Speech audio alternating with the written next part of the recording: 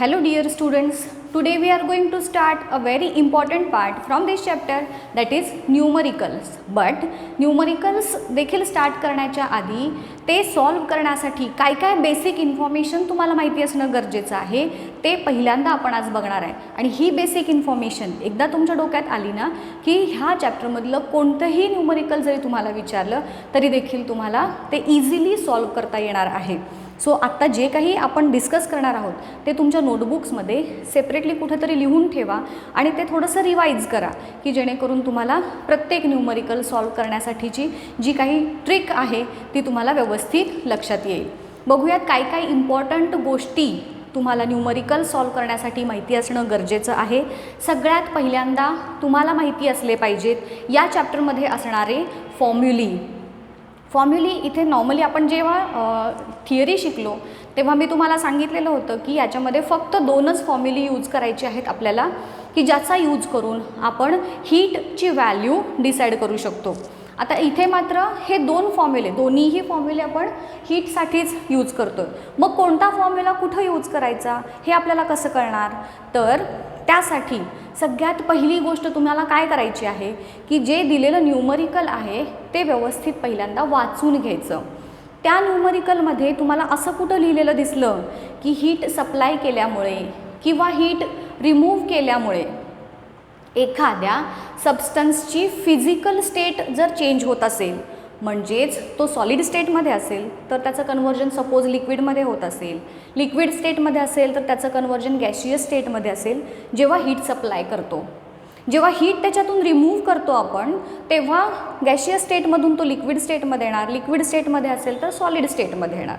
अशा प्रकारे जर हीट सप्लाय केल्यामुळे किंवा हीट रिमूव्ह केल्यामुळे एखाद्या सबस्टन्सची फिजिकल स्टेट चेंज होत असेल तर आपण हा फर्स्ट फॉर्म्युला यूज करणार आहोत, that is Q is equal to mass into latent heat.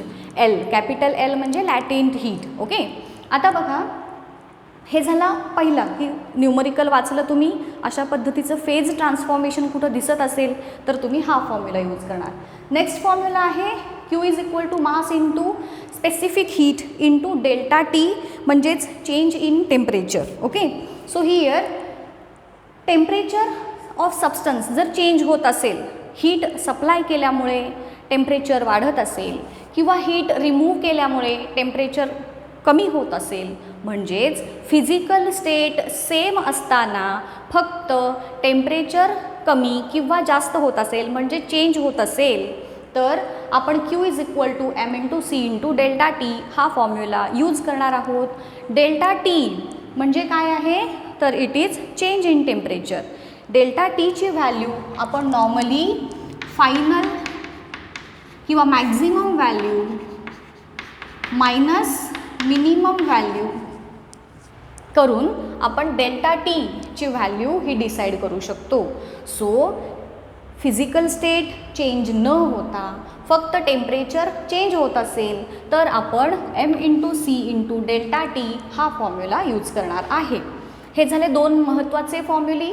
त्यानंतर तुम्हाला प्रिन्सिपल ऑफ हीट एक्सचेंज माहिती आहे. Heat lost by hot object is equal to heat gain by cold object, किंवा आपण जे मिक्सिंग मेथड शिकलेलो होतो त्याच्यामध्ये heat lost by hot object is equal to heat gain by water plus heat gain by calorie meter. हे फॉर्म्युली आहेतच, but main heat calculate करण्यासाठी आपण हे दोन फॉर्म्युली यूज करणार आहे. आता इम्पॉर्टंट व्हॅल्यूज, सगळ्यात परत अनादर महत्त्वाचा पार्ट आहे हा की न्यूमरिकल सॉल्व करताना बरेचदा या व्हॅल्यूज तुम्हाला सप्लाय केल्या जातात, बट जर समजा या व्हॅल्यूज तुम्हाला प्रोव्हाइड केलेल्या नसतील तर काय करायचं तर ह्या तीन ज्या व्हॅल्यूज आहेत कुठल्या कुठल्या तर ही 80 कॅलरी, 540 कॅलरी आणि या तीन व्हॅल्यूज तुम्हाला तोंडपाठ असणं गरजेचं आहे. काय आहे त्या व्हॅल्यूज बघूयात. याच्यामध्ये फर्स्ट व्हॅल्यू आहे that is latent heat of fusion किंवा त्यालाच latent heat of melting of ice असं म्हणतात. आता लॅटेंट हीट ही कॉन्सेप्ट तुम्हाला माहिती आहे. जेव्हा केव्हा एखाद्या सबस्टन्सला आपण हीट सप्लाय केल्यानंतर त्याच्या टेम्परेचरमध्ये चेंज न होता फक्त त्याची फिजिकल स्टेट चेंज होत असेल तर त्याला आपण लॅटेंट हीट म्हणतो. आता फॉर एक्झाम्पल इथे latent heat of fusion of ice, ज्याला आपण शॉर्टमध्ये लॅटेंट हीट ऑफ मेल्टिंग किंवा एल मेल्ट असं म्हटलं आहे, त्याची व्हॅल्यू आहे 80 कॅलरी पर ग्रॅम. आता ह्याचा अर्थ मी तुम्हाला सांगते काय होतं. जेव्हा केव्हा तुम्ही 1 ग्रॅम आईसला 80 कॅलरी हीट सप्लाय करताय तेव्हा त्या आईस जो आहे आपला इथे दाखवते हां, आईस ॲट 0 डिग्री सेल्सिअस त्याचं कन्व्हर्जन होतं वॉटर ॲट 0 डिग्री सेल्सिअस. कधी? जेव्हा तुम्ही त्याला 80 calorie per gram heat supply करता. टेम्परेचर सेम राहतं, फक्त फिजिकल स्टेट चेंज होते. म्हणून या लॅटेंट हीट ऑफ फ्युजनची व्हॅल्यू जी आहे ती 80 कॅलरी पर ग्रॅम ही लक्षात ठेवायची. In the similar way latent heat of vaporization of water that is L vap ही किती आहे 540 कॅलरी पर ग्रॅम. सिमिलरच ह्याच्यासारखंच की वॉटरचं कन्व्हर्जन व्हेपरमध्ये 100 डिग्री सेल्सिअसच्या वॉटरचं कन्व्हर्जन 100 डिग्री सेल्सिअसच्या व्हेपरमध्ये करताना आपण त्याला जी हीट सप्लाय करतो त्याला म्हणायचं लॅटेंट heat of vaporization of water आणि त्याची व्हॅल्यू आहे 540 कॅलरी पर ग्रॅम. आणि लास्ट व्हॅल्यू जी तुम्हाला माहिती असणं एक्सपेक्टेड आहे ती म्हणजे स्पेसिफिक हीट ऑफ वॉटर. ती तुम्ही कॅलरीमध्ये किंवा किलो कॅलरीमध्ये दोन्हीमध्ये देखील 1 याच व्हॅल्यूनं रिप्रेझेंट करणार, एक्सप्रेस करणार. म्हणजेच specific heat of water he 1 calorie per gram degree Celsius किंवा किलो कॅलरीमध्ये सुद्धा 1 किलो कॅलरी पर किलोग्रॅम डिग्री सेल्सिअस ह्या एवढ्या व्हॅल्यूज तुम्हाला माहिती असणं एक्सपेक्टेड आहे. त्यानंतरचा पॉईंट येतो युनिट्स. हे युनिट्स तुम्हाला 1 मार्कच्या क्वेश्चनमध्ये देखील विचारले जातात. इथं तुमचे मार्क्स हमखास जातात. न्यूमरिकल्स सॉल्व करताना देखील तुम्ही सगळे न्यूमरिकल सपोज स्टेपवाईज सॉल्व केले बट शेवटी तुम्ही युनिट्स लिहायला विसरलात की तुमचे मार्क्स हे जाणार. आणि म्हणूनच सगळे युनिट्स ह्या चॅप्टरमध्ये असणारे तुम्हाला माहिती असणं गरजेचं आहे. स्पेसिफिक लॅटेंट हीट त्याचं SI युनिट आहे जूल पर किलोग्रॅम आणि CGS युनिट आहे कॅलरी पर ग्रॅम. त्यानंतर ॲब्सोल्यूट ह्युमिडिटी किलोग्रॅम पर मीटर क्यूब आणि स्पेसिफिक हीट त्याची व्हॅल्यू आहे SI युनिट आहे जूल पर किलोग्रॅम डिग्री सेल्सिअस आणि CGS युनिट आहे calorie per gram degree Celsius. हे युनिट्स, या व्हॅल्यूज आणि हे फॉर्म्युली तुम्हाला तोंडपाठच असले पाहिजेत जर तुम्हाला न्यूमरिकलमध्ये आउट ऑफ मार्क्स हवे असतील आणि कुठल्याही प्रकारचं कन्फ्युजन न होता एकदम इझिली तुम्हाला सॉल्व करायचं असेल तर. सो तुमचं हे काम मी सोपं केलं आहे. सगळ्या व्हॅल्यूज तुम्हाला मी एकत्र दिलेल्या आहेत. आता 1 बाय 1 आपण बघूयात. ह्या सगळ्या इन्फॉर्मेशनचा यूज करून न्यूमरिकल्स कसे सॉल्व करायचे. पहिलं न्यूमरिकल तुमच्या टेक्स्टबुकमधलं. आता याच्यामध्ये तुमच्या एक्सरसाइजमध्ये जी जी न्यूमरिकल्स दिलेली आहेत तर ती प्रत्येक न्यूमरिकल हे पहिल्या न्यूमरिकलपेक्षा वेगवेगळं आहे. आपण सगळे न्यूमरिकल हे 1 बाय 1 घेणारच आहोत. पहिलं न्यूमरिकल बघूयात. हे जे न्यूमरिकल आहे ते तुम्हाला 2 किंवा 3 मार्क्ससाठी विचारलं जाऊ शकतं. जसं की मी तुम्हाला आत्ता सांगितलं, कुठलंही हीटशी रिलेटेड किंवा इव्हन कोणतंही न्यूमरिकल जेव्हा तुम्ही सॉल्व करत असताय तर त्याच्यामध्ये पहिल्यांदा काय दिलं आहे त्याचा अर्थ समजून घ्यायचा. ते पहिल्यांदा व्यवस्थित शांत डोक्यानं वाचायचं आणि मग त्याच्यावरती काम करायला सुरू करायचं. आता इथं काय दिलं आहे बघा की equal heat is given to 2 objects A and B की ज्यांची मासेस आहेत 1 ग्रॅम. त्या हीट दिल्यानंतर temperature of A increases by 3 degree Celsius and temperature of B by 5 degree Celsius अशी इन्फॉर्मेशन आपल्याला दिली आहे. आणि काय विचारलं आहे की which object has more specific heat and by what factor. So दिलं आहे काय काय की 2 ऑब्जेक्ट्स आहेत, दोघांचे मासेस सेम आहेत दॅट इज 1 ग्रॅम.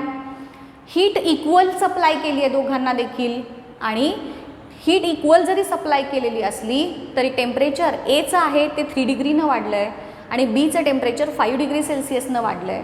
आणि मग आपल्याला फाइंड आउट करायला सांगितले की कोणत्या ऑब्जेक्टची स्पेसिफिक हीट जास्त आहे आणि किती फॅक्टरनी जास्त आहे. तो शक्यतो आपण ज्या पद्धतीनं प्रश्न विचारलेला आहे त्याच फॉर्मॅटमध्ये आपण आन्सर हे लिहायचं आहे.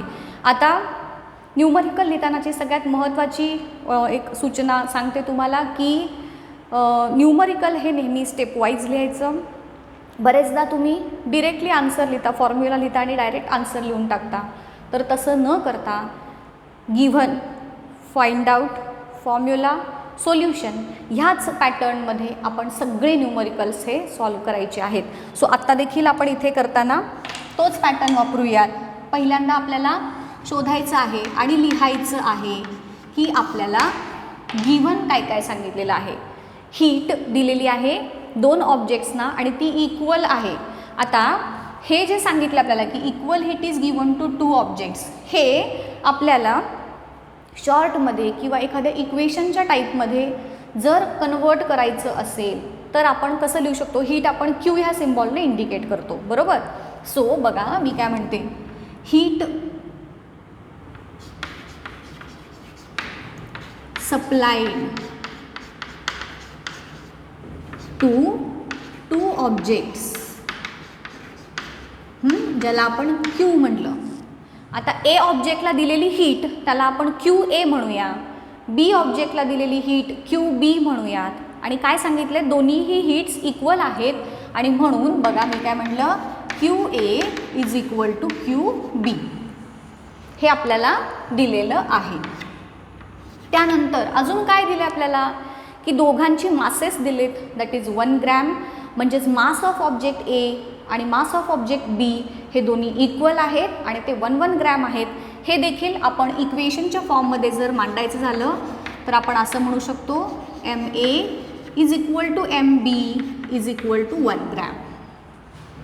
आता temperature of A increases by 3 degree Celsius, म्हणजे एचं टेम्परेचर इन्क्रीज झालं आहे, म्हणजे चेंज झालं आहे. आणि चेंज इन टेम्परेचर आपण कोणत्या सिम्बॉलने इंडिकेट करतो, डेल्टा टी ह्या सिम्बॉलनं. So change in temperature of object A हे एवढं सगळं मोठं न लिहिता मी काय म्हणेन, डेल्टा टी ए. हे डेल्टा टी ए हे वाचायचं कसं की change in temperature of object A. हां, किती चेंज झालेला आहे तर 3 डिग्री सेल्सिअस. आणि अजून काय दिले आपल्याला की change in temperature of object B it is 5 degree Celsius. इथंपर्यंत आपल्याला सगळी इन्फॉर्मेशन त्यांनी सप्लाय केलेली आहे. आणि ह्या इन्फॉर्मेशनवरती बेस्ड क्वेश्चन काय विचारलं आपल्याला, काय फाइंड आउट करायचं आहे रे, we have to find out which object has more specific heat. मग फाइंड आउटमध्ये तुम्ही ॲज इट इज लिहाल की which object has more specific heat, हे आपल्याला शोधायचं आहे. गिवन झालं, फाइंड आउट झालं. आता नेक्स्ट आपली स्टेप आहे की फॉर्म्युला लिहायचा आहे. जसं की आत्ताच आपण डिस्कस केलं, हीटसाठी आपण 2च फॉर्म्युले यूज करतो आहे. इथे चेंज इन टेम्परेचर आहे म्हणजे अर्थातच आपण सेकंड फॉर्म्युला यूज करणार. कुठला तर Q is equal to M into C into delta T. ह्या स्टेप्स अजिबात स्किप करायच्या नाहीत. इथंपर्यंत झालं. आता नेक्स्ट स्टेप आहे आपला सोल्युशन. सोल्युशन लिहिताना आपण आधी गिव्हन जे दिले ते परत एकदा लिहूयात. म्हणजेच Q A is equal to Q B हे आपल्याला प्रोव्हाइड केलं आहे त्यांनी. आता बघा, as per the formula Q म्हणजे M into C into delta T आहे, बरोबर. सो क्यू एच्या जागी मी M A into C A into delta T A लिहीन आणि क्यू बीच्या जागी M B into C B into delta T B लिहिणार. बघा हां, as per the formula Q A is equal to M A into C A into delta T A आणि Q B is equal to M B into C B into delta T B. आता या ज्या values आहेत त्या मी इथे लिहिणार ह्या इक्वेशनमध्ये. याला सपोज मी इक्वेशन नंबर 1 दिला. ह्या सगळ्या व्हॅल्यूज मी इक्वेशन नंबर 1 मध्ये पुट करते. मला काय मिळेल बघा. Here I will get as MA into CA into delta TA is equal to MB into CB into delta TB. Okay. आता ज्या ज्या व्हॅल्यूज आपल्याला गिव्हनमध्ये दिल्या आहेत त्या आपण याच्यामध्ये पुट करू शकतो. MA आणि MB दोघांची व्हॅल्यू 1 ग्रॅम आहे आणि म्हणून MAच्या जागी मी 1 लिहिला. CA आपल्याला माहीत नाही आहे. डेल्टा TAची व्हॅल्यू 3 डिग्री सेल्सिअस आहे. सो डेल्टा TAच्या जागी मी लिहिलं 3. MBची व्हॅल्यू अगेन 1 आहे. CB वी डोंट नो आणि डेल्टा TBच्या जागी किती दिलेली आहे 5 डिग्री सेल्सिअस. मी नुसतं 5 लिहिते. याला आपण आता सिम्प्लिफाईड फॉर्मॅटमध्ये देखील लिहू शकतो. That is 3CA is equal to 5CB. याला अजून सिम्प्लिफाय आपण करू शकतो. That is CA is equal to 5/3CB. So this is our final answer. पण इथंपर्यंत येऊन थांबायचं नाही. जसं की मी तुम्हाला सुरुवातीला सांगितलं, ज्या फॉर्मॅटमध्ये आपल्याला क्वेश्चन विचारला आहे त्याच फॉर्मॅटमध्ये आन्सर हे आलं पाहिजे. काय विचारलं होतं आपल्याला की which object has more specific heat and by what factor असा प्रश्न होता. आणि म्हणून आपण फायनल आन्सर लिहिताना लिहिणार object A has more specific heat than object B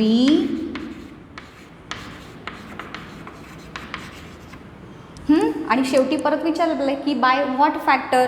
so खाली लिहायचं बाय फॅक्टर 5/3. इथंपर्यंत लिहिल्यानंतर मग तुमचं आन्सर हे कंप्लीट झालं. ही स्टेप विसरायची नाही. इनफॅक्ट ह्या ज्या बोर्डवरती मी स्टेप्स दिल्या आहेत given, find out, formula, solution आणि सोल्युशनमध्ये देखील शेवट या पद्धतीनं एक लाईनमध्ये तुमचं आन्सर हे प्रॉपर ज्या फॉर्मॅटमध्ये क्वेश्चन होता त्या फॉर्मॅटमध्ये आन्सर हे लिहून मगच तुमचं आन्सर हे कंप्लीट करायचं. कुठंही स्किप करू नका. युनिट विचारले असतील जिथे जिथे तिथे युनिट्स हे न विसरता लिहायचे आणि मगच आपलं आन्सर हे कंप्लीट कन्सिडर करण्यात येऊन मग तिथे तुम्हाला फुल मार्क्स हे मिळणार आहेत. आलं लक्षात. सो हे जे फॉर्म्युले आज तुम्हाला सांगितले, इम्पॉर्टंट युनिट्स सांगितले, इम्पॉर्टंट व्हॅल्यूज सांगितल्या, त्या सगळ्या तुमच्याजवळ ठेवा. येता जाता लर्न करा आणि मग आपण ह्याच्यावरचे अजून न्यूमरिकल्स जेव्हा जेव्हा बघू तेव्हा प्रत्येक न्यूमरिकलच्या वेळेला वेगळी वेगळी ट्रिक कशी वापरायची हे मी तुम्हाला पुढच्या लेक्चरमध्ये सांगेन.